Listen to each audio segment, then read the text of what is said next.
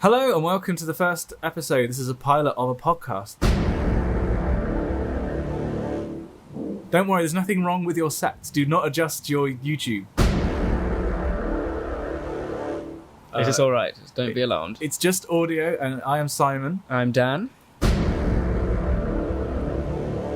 And this is a project which we had an idea for. We think it's going to be called the Wikicast. This is the Wikicast. This is the Wikicast. This is the Wikicast. This is the Wikicast. This is the Wikicast. Simon, you'll never guess what. What? It's our anniversary! Oh my god! Oh my god! It's incredible. We've been going for 2 years. What on earth is going on? Hello, I'm Simon. And I'm Dan. And this is the Wikicast, a podcast where Wikipedia takes us to a random article each week and we talk about what we find. Daniel, what are we talking about this week? This week, Simon, we're talking about St. Patrick's Purgatory. Oh yeah. All right. Straight now in. We're talking. We're straight in. Hit me with your best shot, St. Patrick. So, St. Patrick's Purgatory isn't the first line of the address of the Wikicast chapel, which we'll be coming to later in the episode, but it is an ancient pilgrimage site on Station Island in Loch Derg, County Donegal, Ireland. Yeah, I'm sure that you pronounced that completely correctly. Yeah, look, I did my best. According to legend, the site dates from the 15th century when Christ, with a capital C, showed St. Patrick a cave. That's not a euphemism. Sometimes referred to as a pit or a well on Station Island that was the entrance to purgatory. Its importance in medieval times is clear from the fact that it is mentioned in text as early as 1185 and shown on maps from all over Europe as early as the 15th century. It is the only Irish site designated on Martin Benhame's world map of 1492. It's the only place in Ireland that is worth visiting in 1492. Oh, wow. How charming. Okay, right. Sorry. Hit me with more information. I'm still kind of reeling from this. I'd never heard of this before. Legend maintains that St. Patrick had grown discouraged by the doubts of his potential converts, who told him they would not believe his teachings until they had substantial proof. St. Patrick prayed that God would help him relate the word of God and convert the Irish people, and in return, God revealed to him a pit in the ground, which he called Purgatory. By showing this place to the people, they would believe all that he said. By witnessing Purgatory, the people would finally know the reality of the joys of heaven and the torments of hell. Given the sparsity of any documentation of the 15th century Ireland, it's not surprising that there is no proof that Patrick ever visited this place. As Christian religious sites in a nutshell, basically. Yeah. There is, however, much more firmly established tradition regarding St. Dabhoag or Dabhock, a local abbot who presided over and possibly established the monastery on the site during the lifetime of Patrick. His name has been associated from these early centuries with several places in the area. For instance, St. Dabnhock's Chair on the south bank of Loch Derg. St. Dab, yeah, the patron saint of the Wikicast. Yeah, the townland of Sidavock, St. Dabhock's seat, and a mountain in that townland, Sivadog Mountain. One of the islands in Loch Derg was also named after him, St. Dabnhock's Island, which may have been Saints Island or another island entirely. Wow. I mean, so this is presumably still, it's a site of pilgrimage to this day, I guess. Yeah, so the original cave sits below the chapel, but the chapel, bell tower and penitential beds on Station Island. The bell tower stands on a mound that is the site of the original cave. Although the cave has been closed since the 25th of October 1632, several descriptions by the early pilgrims survive. They referred to it as a cave or cellar, or as an enclosed pit. The entrance, which was kept closed and locked, was quite narrow, about 2 feet wide and 3 foot high. Once inside, there was a short descent of about 6 steps. The cave was divided into 2 parts. The first was about 9 foot long, probably with banked sides, and only high enough to kneel in. After a turn, there was another niche about 5 foot long. This is a lot of detail for a site that is a hole in the ground. Is this a major deal? And I've never heard of it, or is this like a kind of minor thing? It's got a pretty big Wikipedia article. Is this the Irish version of the cave that St. Paul, was it, on Malta landed? You remember we went to visit It was when we went on the Chapel Choir tour to Malta a few years ago, and we went to a religious site that was on. I don't think it was actually on Malta. I think it was on Gozo. It was on the other island, wasn't it? And then it was this cave that St. Paul had meant to have sheltered in when he was shipwrecked. Oh, the Grotto. Yes, the Grotto. That was it. Yeah. Is this like the Irish version of that? I guess it's kind of similar in that it's linked to a saint. But it's a cave. It's got the saint. It's still an area of pilgrimage to this day.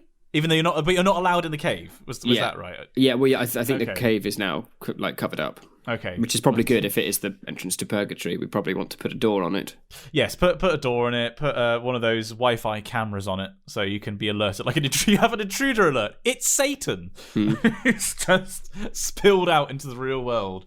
Oh god, it's like a warp gate in 40k. Do you remember that when we went to the Grotto? It was. I thought it was a really interesting experience. Yeah, no, it was very cool. In fact, there were some really interesting historical places that we visited on. Because that was the day when we did like loads of sites all in one day. We did the Grotto. We did that Mesolithic, I think, or possibly Neolithic site. No, it was younger than that. It was a temple complex. It was like a Bronze Age temple complex. Yeah, and it was super hot the entire because it was Malta in the middle of summer. It was like 35 degrees. We were molting. Yeah, we were. I remember we had our friend Imogen who was like mumming the entire group. There was like 5 or 6 of us, and she was like, every time we were in the shade, it's like, make sure you stay hydrated, make sure you put your sunscreen on. Thanks, Mummogen. Who's a connection to the Wikicast is Danvy's sister. I nearly said brother. Danvy's sister was in our chapel choir. For those of you who don't know, that's one of the reasons why we know him. But every group needs that mum, right? Every group needs someone, and it's not always a female. To be fair, like you need a parent in the group that's just going to be like the old responsible one. So thanks, mum. Imogen, for all that you did with us on tour. It was quite a good tour, really, wasn't it? Because while most of the group went and got drunk in various different places along in Malta, we kind of looked at the amount of time we had there on the tour and thought, well, how many historical, interesting sites can we squeeze in? Pretty much, yeah. We had that. Yeah, it was a lot of it was on that one day when we went over. I think it was all on the other island, wasn't it? Because Malta is 2 islands. Well, there is the island of Malta and then the island of Gozo. Yeah, and it was the same island that had the Azure window, which now no longer exists. Is no more. Those of you who have seen the first season of Game of Thrones would have seen it. It's just where Daenerys gets married, and it's like this big archway. And we were there. We were right there. We went swimming in this pit. I was actually looking just the other day, funnily enough. I was looking at pictures from the Azure window. I can't remember why it came up, but there were these amazing photos. Hang on, I wonder if I can if I just search my Google Photos. If I'm not mistaken, didn't you bring the GoPro? You had an underwater camera for stuff, didn't you? I did. So there are some amazing shots from there. But yeah, it collapsed about 2... It wasn't long after we were there, suspiciously. No, it was about a year. Yeah, about a year, wasn't it? Or just under. Yeah. Which was... Have you ever been to any other sort of religious, like... I don't want to say religious tourism sites. You know what I mean? Like these kind of sites of pilgrimage. I don't think so. I mean, I suppose you could count like Stonehenge as a pilgrimage site. I've never been to Stonehenge. What was it like? It's quite cool because it does just make you think, why is this here? How is it here? What, Yeah. It's a real kind of brain teasing thing. And it was built approximately the same time as the pyramids, right? Yeah, something like that, isn't it? So the stone comes from like North Wales and some potentially in Ireland. So how the hell they got it over to the southwest is a bit nutty. It's 2 questions. It's how and it's why. Mm-hmm. Like you think that is an insane level of organisation for what was it, about 4,000 or 5,000 years ago? How old is Stonehenge? Hang on, I'm just gonna talk amongst yourselves. I'm just gonna Google this. While you give that a Google, I've got some interesting information about this cave. Go on. Its present in literature is rife. Naturally, you can think of something like this. A site was obviously quite a good kind of inspiration for period medieval texts. But also, are you familiar with the modern poet Seamus Heaney? I've heard I think it was one of the ones I did at GCSE. Yeah. Yeah, he's very, very popular. He wrote a long poem called Station Island about his experience of that pilgrimage. Ah. There's also other well-known poets such as Dennis Devlin and Patrick Kavanagh. wrote works on St. Patrick's Purgatory as well. There's a single standalone sentence here that's been kind of typeset away from the bulk of this paragraph, saying, Rabelais' Gargantua boredly refers to it as St. Patrick's Hole. Which I think is quite nice. Thank you for isolating that, Wikipedia. That's great. Stonehenge is between 4,000 and 5,000 years old. I was exactly right. It's unsurprisingly, there's some uncertainty about when it was exactly built. Wow, this guy looks like a creep. What, Seamus Heaney? No, Francois Rabelais was a French Renaissance writer, physician, Renaissance humanist, monk, and Greek scholar. His best-known work is Gargantua and Pantagruel, which relates the adventures of Gargantua and his son Pantagruel. The tales are adventurous and erudite, festive and gross, toxic, ecumenical, and rarely, if ever, solemn for long. The first book, chronologically, was Pantagruel, and the Gargantua mentioned in the prologue refers not to Rabelais' own work, but to storybooks that were being sold at the Lyons Fair in the early 1530s. This guy sounds cool. Huh. Yeah. It kind of boggles your mind, really, when you think that is... I'm guessing that a lot of people who are listeners in Ireland have gone, how the hell have they never heard of this? Yeah. Like, it's a massive deal. It's like us saying, how has someone never heard of Stonehenge? It's like, how many things like this are there worldwide that to people who live near them and are fully aware of them, it's mind-boggling that people outside don't know about them. Like, presumably there's hundreds of these things that no one's heard of outside of like a 50-mile radius, but it's the big deal. It's like me and my mate were going to go, and I think I can't remember if I've mentioned this on the podcast before, but we were going to take a trip to something called the Laois and Buddha. If you've ever heard of that. Oh yeah, is that the really big one? The clue is in the name. Yeah, I'd love it if it was ironically named. It was the Laois giant Buddha, but it's actually just like it's like a little Lewis Chessman. I've just sent you a link to the wiki on Discord. Take a look at the picture. Have a look at the size of the people. Oh yeah, it is huge. And yet we discovered this. So for those of you who are listening at home, it is a statue that's carved into the side of a hill or a mountain that's about 70 meters tall. So it's about 233 freedom units, and it's the largest and tallest stone Buddha statue in the world, and by far the tallest pre-modern statue in the world. This thing was built in between 713 and 803 AD. So this thing is really old, and it's massive. But yeah, we discovered it. Well, we haven't been there, but we found out about this thing, and we were just like, let's just go. Like, it's this amazing thing that nobody else we knew about that we knew had heard of. And it's like, how many Laois and Buddhas and how many St. Patrick's Purgatory caves are there around the world? Like, if there's anything by you and you're a listener to the Wikicast, pop us an email. We would love to hear what is the big thing near you that you think outsiders have never heard of. Yeah, but it's also got me thinking about like but pilgrimage is obviously a religious thing, right? It's you feel this spiritual calling and you're going to do this thing, and people go to like the Santiago de Compostela in Spain. People come to Stonehenge for pagan reasons. People go to St. Patrick's Purgatory in Ireland. There's Hajj in Mecca. We're going to lean to Mecca. What would a modern pilgrimage be? Like, why don't people... I suppose, like, you could argue something like the Three Peaks Challenge is a bit like a pilgrimage, or Glastonbury is a pilgrimage, but, like, those are events. It's not like the journey is the important bit, which I think is a kind of a key characteristic of pilgrimage. Like, it's all about how you get there. Yeah. But what would, I suppose, inspire a modern pilgrimage, and where would you go? Yeah, it's a weird one, isn't it? I suppose, I mean, one of the things that I immediately think of is the Path of Miracles. Yeah. As a route. I think it's probably... I put money on that being one of the most popular sacred pilgrimages. Yeah, but that's still for religious reasons. Yeah. Like, what about a non-religious pilgrimage? I suppose, actually, I can think of one, and that's when people drive across the continental United States. Because that is very much... the journey is the important thing. Getting to the other side actually isn't that important because you just fly back normally. But the actual driving is, I suppose, and I guess you could argue something like a bit less impressive, but Land's End to John O'Groats, something like that, is a bit like a modern pilgrimage. So interestingly, this question touches on slightly what I wrote for my dissertation. Oh, really? So it would be, so talking about a non-sacred pilgrimage, what is the equivalent? You're really talking about two key and quite notably different terms. The idea of pilgrimage and the idea of peregrination.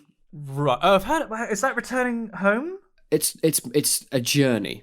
Usually on foot somewhere where the purpose is much like a pilgrimage, that journey, but the ending destination doesn't have to be sacred. It's just the act of travel, as the kind of the noteworthy aspect of it. Peregrination. That's a great word. Yeah. Yeah, but then I suppose a pilgrimage is the mix of the two, right? It is, it's peregrination. It's the act of traveling, and there's something of significance at the other end. Would something like finding the source of the Nile, like going up the length, or a river, like following a river from the mouth to the source, would be an example, I suppose. Yeah, I guess.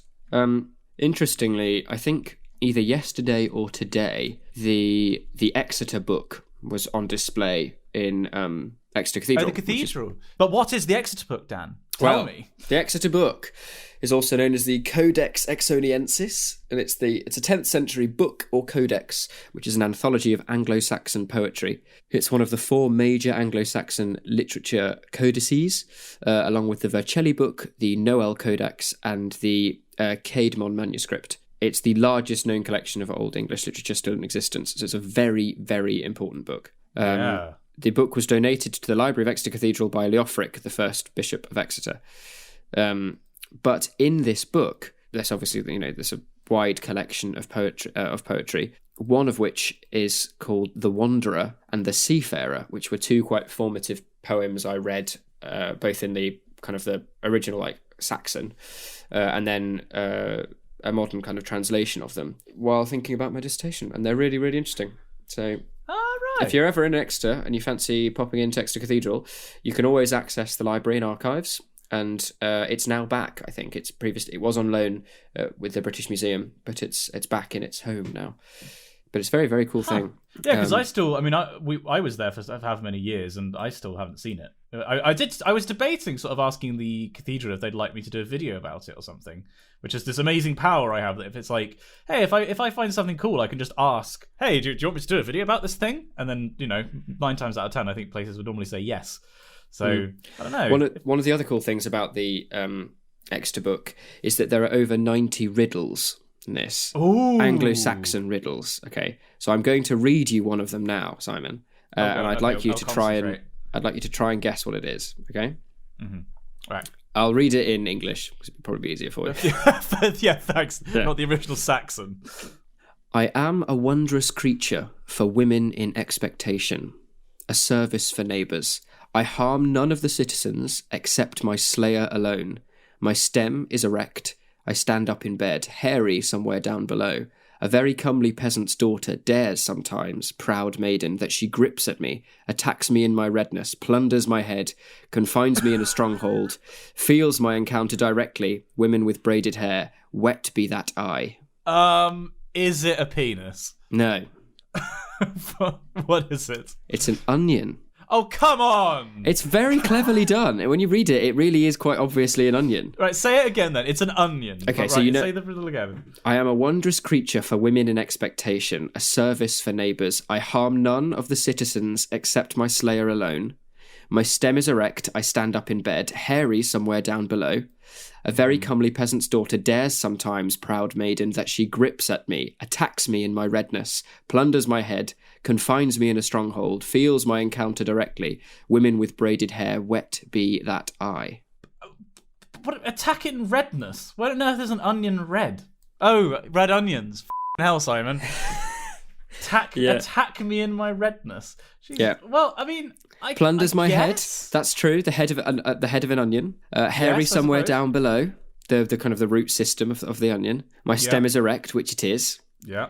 I stand up in Thanks bed. For the warning. I guess there'd be something like in Old English. We probably referred to like a collection of onions. May have been like a bed of onions, or laid on a bed of onions. Yeah. Yeah, exactly. Wet be that eye, makes you cry. I harm none of the citizens except my slayer alone. What does that mean? presumably the only person who's going to cry is the person who cut it. Oh, yeah. Oh, God, you're right. This is actually very clever. It's good, isn't it? Shall I give you another one? Oh, go on. Okay, yeah. This one's a bit longer. I'm going to read this out. You can think about it. Next week, I'd like your answer, and I'd also like the answers from the readership. So, readers, I'm going to read this out to you now. I'd like you to email in next week with your proposed answer to this riddle. Devil. If you go on to the Exeter Book Wikipedia page, you will find this answer, and if you do, you're a cheaty cheat. Okay? Okay. Hit me with it. This is quite obvious, I think, this one, but here we go. Some fiend robbed me from life, deprived me of worldly strengths, wetted next, dipped in water, took out again, set in the sun, deprived violently of the hair that I had, after the hard knife's edge cut me, ground from impurities, fingers folded, and a bird's delight spread useful drops over me, swallowed tree ink over the ruddy rim, portion of liquid, stepped on me again, travelled with black track. After a man clad me with protective boards, covered me with hide, and adorned me with gold, forthwith adorned me in ornamental works of smiths encased with wire. Now the trappings of the red dye and the wondrous setting wildly made known, the helm of the Lord's folk, never again guard fools. In children of men want to use me, they will be by that safer and more sure of victory, the bolder in heart and the happier in mind, in the spirit wiser. They will have friends the more dearer and closer, righteous and more virtuous, more good and more loyal. Those who glory and happiness will gladly increase, and them with benefits and kindness. And they of love will clasp tightly with embraces. Ask what I am called, as a service to people. My name is famous, bountiful to men, and myself holy. Answers on a postcard, ladies and gentlemen. I like this. Wikicast Riddle of the Week. Well, that's our Riddle of the Week, Dan, but what is our choral piece of the week? Oh, gosh, let's go. And this will be my piece of the week. Drum roll, please.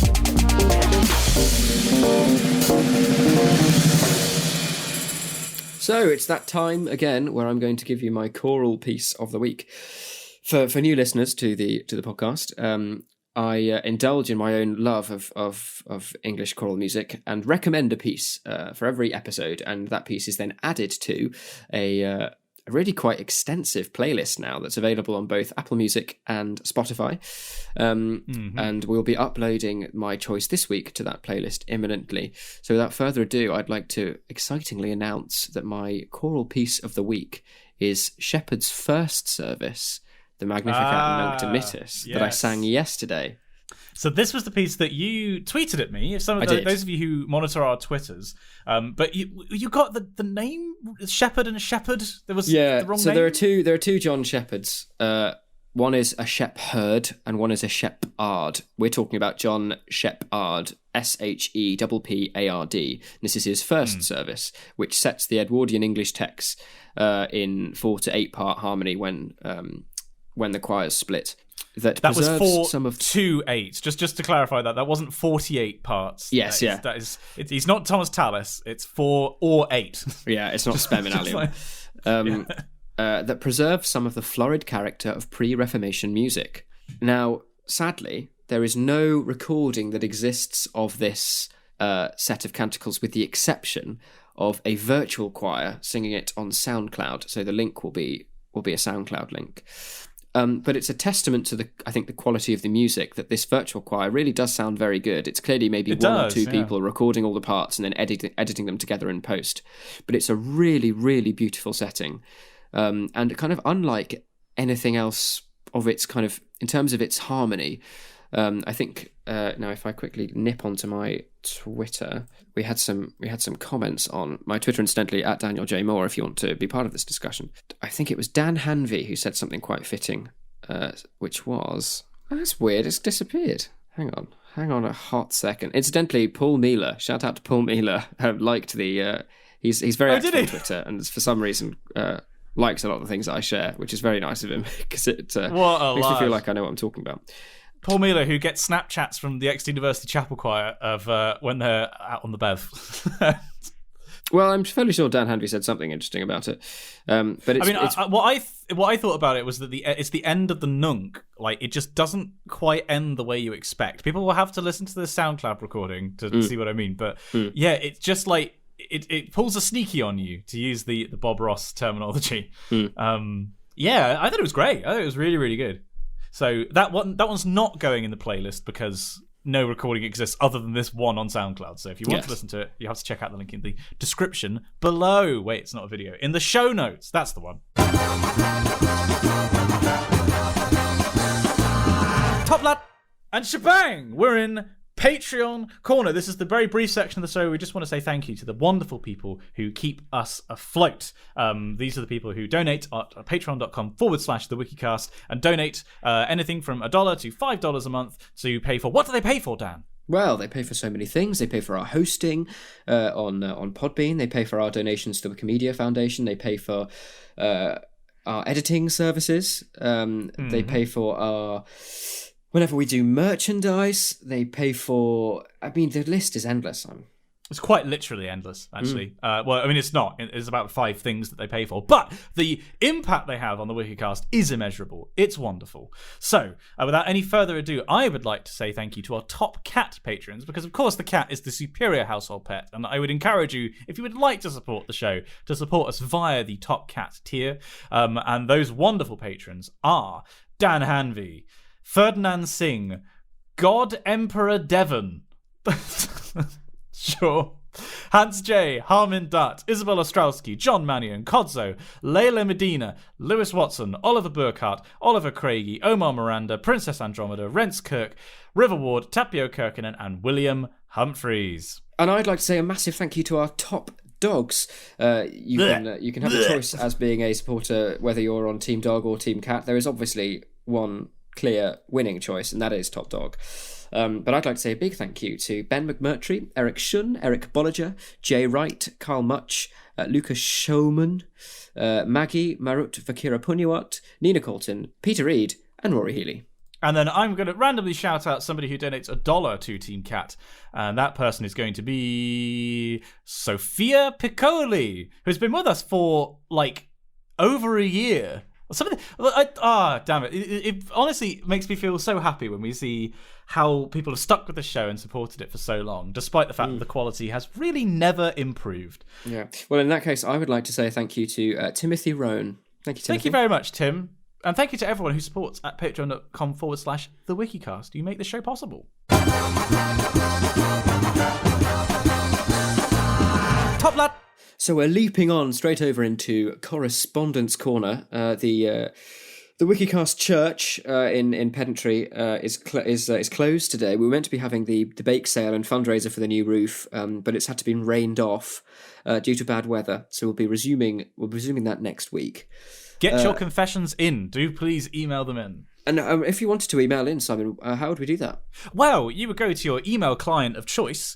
We use Gmail. And you would send an email to spongyelectric@gmail.com. And if you want to confess to something, just put confession or confession corner in the subject line, and we will anonymize everything that is sent to us with that. So please, it could be the biggest confession that you've been sat on your entire life, or it could be the most minor thing. Do send it over, and we guarantee you absolutions, provided it's not genocide. We may... If you've committed genocide, we probably can't absolve you. We will probably forward that email on to The Hague. But anything below that, or possibly other war crimes, guaranteed absolution. Moving on from war crimes, we've got an email here from... it's from the Wikicast readership. It's basically just as bad. It's an email here from Jason. And Jason's emailing in about book recommendations. He says, "Hello, good sirs. Regarding book recommendations, I can't help myself but recommend either of Ken Follett's trilogies. The first is the Pillars of the Earth trilogy, and would like to... I've heard of this. Yeah, me too. I haven't read it, but apparently it's brilliant. And would likely be of interest to you, as the first book centres around a small English town building a cathedral in the 11th-ish century. Oh, interesting. The sequels follow the same town as they move through the centuries. The other trilogy, the Century trilogy, follows a set of families from around the globe through the 20th century. The first book, Fall of Giants, follows them through the First World War. The second book deals with the Second World War, and the final book, I believe, is about the Cold War, although I have not read it yet. Glad to have the podcast back, Jason. 20 years plus some fraction of one that I'm too lazy to calculate." Thank you, Jason. So Pillars, that's going to go on my good. Hang on, is it already on my Goodreads actually? Because I've been reading over the past week or two. I've been ploughing through my reread of the Gaunt's Ghosts series, which I think I've talked to you about before. But this is the the longest running. No, it's not. No, it's not the longest running series, but it's one of the longest running series in the Black Library. So books about Warhammer 40,000. And it's just so readable. It's really, really great. And it's very different from reading Homo Deus, which just took me so long to slog through because I found it kind of dragged for a lot of it. Although I have to say, actually, a book which I don't think I've recommended anywhere else is May We Borrow Your Language, I've been reading recently, which is by Philip Gooden, and it's little chapters about etymology. So it's like chronologically from, I can't remember what the oldest word is actually, from their first appearance in the English language, describing the etymology of various words. The oldest word in the book is shibboleth. I know that one, but it's not that, like, there are words which appear in English before that. Shibboleth's just a word from, is it Hebrew? Actually, I just read that the other day and I can't remember. But yeah, what are you reading at the moment, Dan, actually? Well, I've actually been recommended a book, and a good friend has loaned it to me. It's called The Shadow of the Wind by Carlos Ruiz Zafón. Ooh. It's the international bestseller. This book will change your life. An instant classic, Daily Telegraph, and they're not talking about the Book of Mormon. Very good. One cold morning in 1945, a man brings his 10-year-old son Daniel to a labyrinth library of forgotten titles, hidden in the old city of Barcelona. Allowed to choose one book, Daniel pulls out The Shadow of the Wind, which is a euphemism for his penis, by Julian Carax. But as Daniel grows up, several people seem inordinately interested in his find. What begins as a case of literary curiosity turns into a race to discover the truth about life and death of Julian Carax and to save those he left behind. It's meant to be really good. So, yeah. Whoa. Okay. What was it called again? The Shadow of the Wind.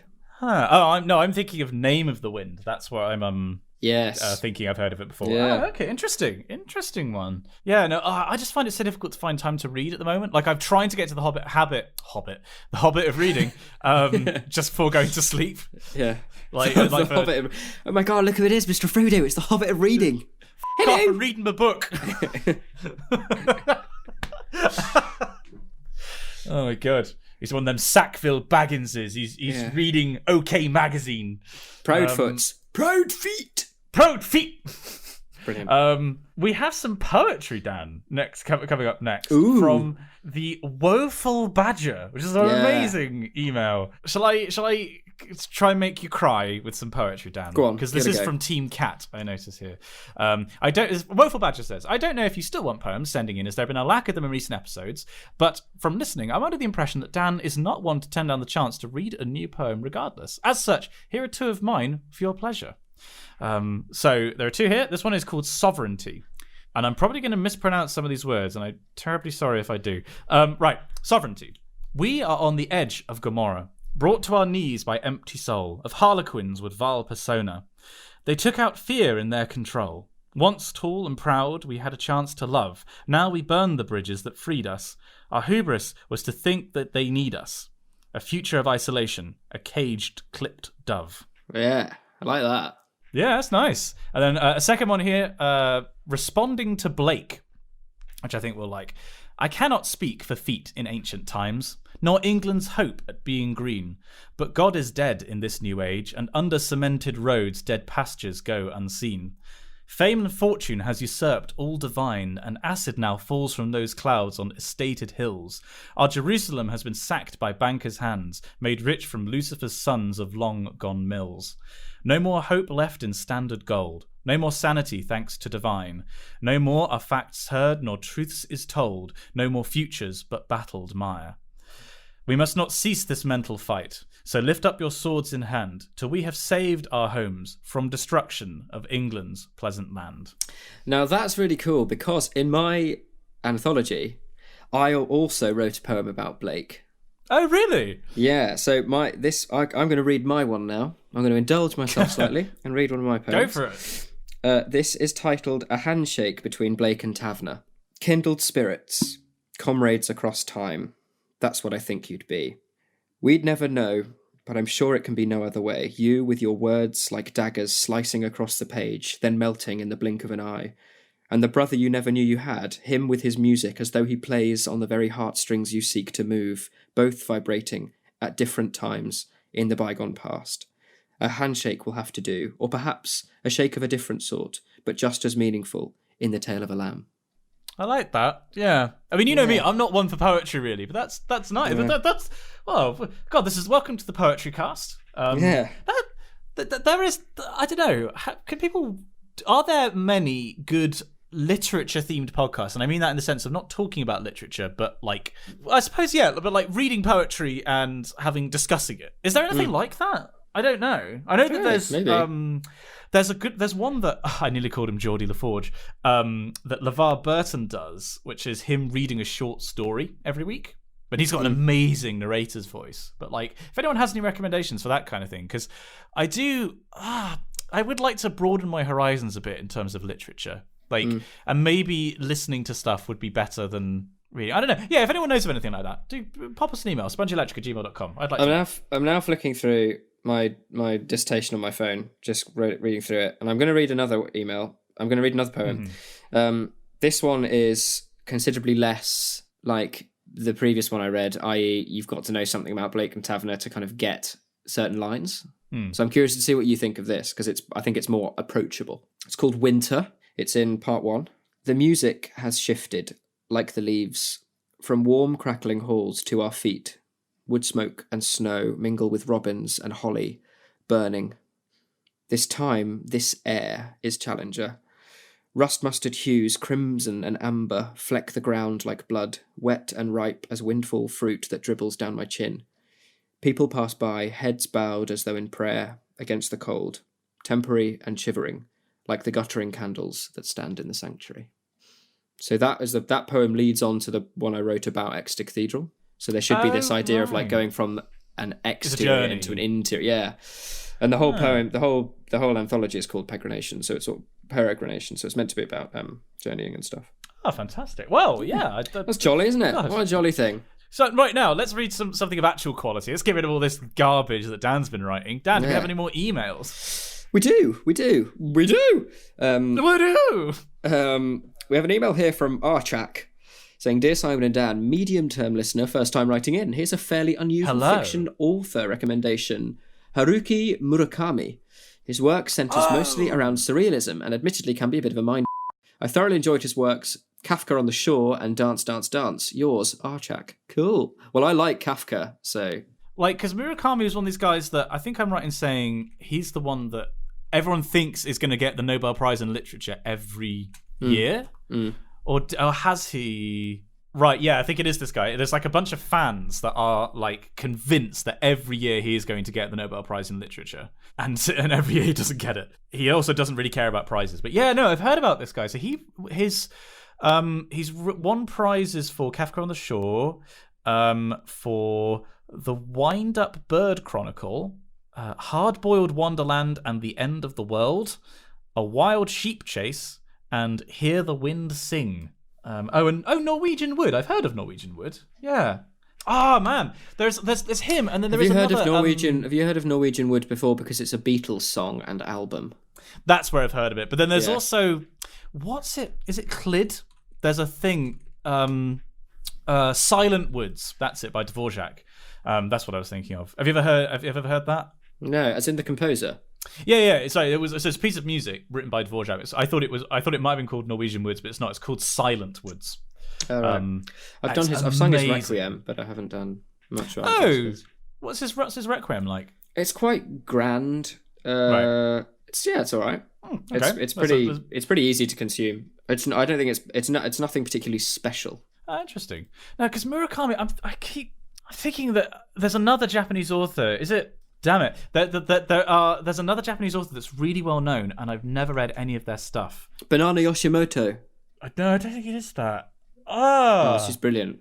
She's the first. I just googled Japanese author, and she's the second one to come up. There's two Murakamis. There's Haruki Murakami, and then there's Ryu Murakami. Am I thinking? No. I am thinking of Haruki Murakami. Okay, yeah, no, because I recognize the covers now. IQ84 is the one that I recognise. Okay, well, thank you for the recommendation, Archak. I'll have to check that out. Oh, I just remembered something, Dan. What? You know what today? You know what this episode is? Oh, I'm stressed now. It's our anniversary, Dan. Oh, no. And we totally forgot. Adam's probably done a jingle at the start and everything. Oh, crumbs. Hang on, what we can do is we can edit something in. What? So we're going to have... Okay, right, Adam, include this bit at the start as well. So it makes it'll be seamless. Simon, you'll never guess what? What? It's our anniversary! Oh my god! Oh my god! It's incredible. We've been going for 2 years. What on earth is going on? Well, can we give ourselves a round of applause? Dan, please join me in applauding ourselves. We made it, everyone. 2 years of the quality has not gone up, but we've made a bunch of friends along the way, and that's the really important thing. It's been what as a retrospective, Dan, what have you enjoyed most about these past 2 years of doing the Wikicast? Oh man, I don't know if I can. The whole thing, I think, has just been so overwhelming because this started we started talking about, we first were proposed the idea by a friend in a bar in the Netherlands, and then we both started seriously talking about it on the plane home from the Netherlands to Exeter. And then within a couple of days, we recorded a pilot, and we're like, well, let's just see where this goes. And we've gone from there of two idiots recording a podcast sitting next to each other in their living room, to now having this semi-regular, amazing podcast with an incredible readership that does amazing things. I think one of my fondest moments was the connecting of those two people in America at that university. Oh yeah. That was amazing. It was Missouri or something. Yeah, I remember that. And then the t-shirts, and actually seeing people wearing them, and sometimes going into the library here and seeing somebody having a Wikicast sticker on the back of their laptop is all a bit crazy. It's the readership for me. Like the correspondence that we get is honestly one of the highlights of my week, is reading through the correspondence that we get, because the readership is so talented. There are so many interesting stories. Like, do you remember, I wish I could remember her name. We had a reader email in and she made tiny books. Do you remember this? And she made custom bespoke books. And we were just like, holy shit, that's amazing. And, and we'll get people people like Tapio who write jingles for us, people that send in fan fiction for us, people who are showcasing their bizarre talents. And the greatest talent of all, of course, is putting up with us and how terrible we are. But it's just, it's amazing. I genuinely mean it when I say that I absolutely adore this readership and the community that's built up around this podcast. It's very own unique culture. He says culture, smacking lips. And it's wonderful. You people are, every single one of you, if you're listening to it right now, you've made it all the way to the end of this godforsaken episode, then you, my dear person, are special to both Dan and I, very genuinely. Indeed. So thank you for coming with us on this journey. It's been... If you're listening to this podcast now and you've got a drink near you, I'm just going to... Hang on, let me open this bottle of Prosecco. Just give me a second. There we go. That's the Prosecco opened. I'm going to pour myself a glass. I've got a tiny bit of Coke left in this can. I wonder if I can sip it. I don't know if this is going to come up on the microphone. Yeah. I've got the remainder of a cold cup of tea. So. Oh God! I inhaled some Coke. What happened there? Oh dear! I think I nearly died. I saw St. Patrick's hole. Just for a moment. Oh dear! Do be careful. Oh bloody hell! Well, here's to another 2 years. Here's to another 2 years, and we wouldn't be here without our amazing readership. So thank you from the hearts of our bottoms and the bottoms of our hearts. So Dan, what have we learned on this episode of the Wikicast? Well, Simon, we learnt about St. Patrick's Purgatory. Of course, yes. Incredible, the ancient pilgrimage site on Station Island in County Donegal, Ireland. It's a which we'd never heard of thing. But there we are. I mean, if you know anything about St. Patrick's Purgatory, then email in. And yeah, I repeat my request. If you know something about, if there's a site near you that you think is interesting and you think outsiders won't have heard of, do pop us an email. Bonus points if you go there yourself and take pictures, including a picture of you listening to the Wikicast at said location. Going to lay the smack down. We also spoke about my choral piece of the week, which is John Shepherd's first service. A link will be available in the show notes. We thanked our patrons, and then we had some poetry this week in Correspondence Corner after the chapel was closed for just some minor repairs and waiting for people to start sinning again. Wouldn't that be wonderful if all churches were just closed because there was no more sin? No one did anything bad anymore. There was no need for them. All confession booths are now completely obsolete. That's certainly been the case in the land of the Wikicast this week. And then we ended with some celebrations for our 2-year anniversary. Gosh, I'm getting a little bit emotional. I'm getting a bit emotional. What? Hang on, anniversary milestones. Because you know how like every year has a thing associated with it? Oh, it's like some kind of material good. Yeah, this is our cotton year. Much like the cotton of the Wikicast t-shirts. Tell you what, just as a brief aside, speaking of anniversary moments, a few days ago, my mother and father celebrated their wedding anniversary. Oh, how long have they been married? They've been married for 18 years and they've been together for 26. Wow. Their marriage can legally drink now. That's pretty cool. Well done. Well done, Dan's parents. Who are we naming them? In case we dox them. Well done, guys. Let's just go with guys. Well done, my dudes.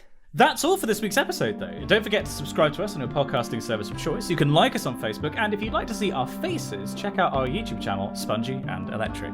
Sin emails, places of pilgrimage, and other thoughts on the show can be sent to us at spongyelectric@gmail.com. We'd love to hear from you. Join us again for another tumble down the wiki rabbit hole. And we'll see you next time.